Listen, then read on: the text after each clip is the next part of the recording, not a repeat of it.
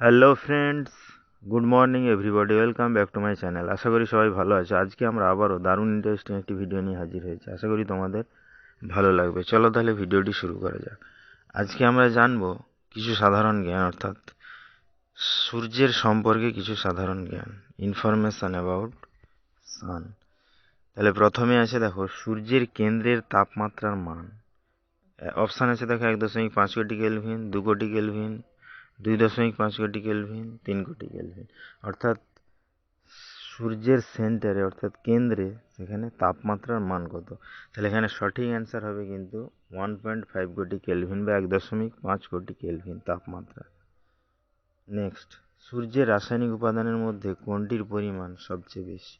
অর্থাৎ সূর্য তো বিভিন্ন রাসায়নিক উপাদান নিয়ে তৈরি, তাহলে তার মধ্যে কোন উপাদানটির পরিমাণ কিন্তু সর্বাধিক বা সবচেয়ে বেশি। অপশান আছে দেখো carbon dioxide, hydrogen, helium, nitrogen. এখানে সঠিক অ্যান্সারটি হবে কিন্তু হাইড্রোজেন। অর্থাৎ সূর্য থেকে আমরা এই যে অফুরন্ত শক্তি পেয়ে থাকি, তার প্রধান উৎস কিন্তু হাইড্রোজেন। অর্থাৎ হাইড্রোজেন থেকে শক্তিটা উৎপন্ন হয়। নেক্সট, বর্তমান সূর্যের গ্রহের সংখ্যা কয়টি। যেহেতু সৌরজগতের প্রধান কিন্তু সূর্য, তাকে ঘিরে অনেক গ্রহগুলো রয়েছে, সেগুলোর সংখ্যা মোটামুটি কত।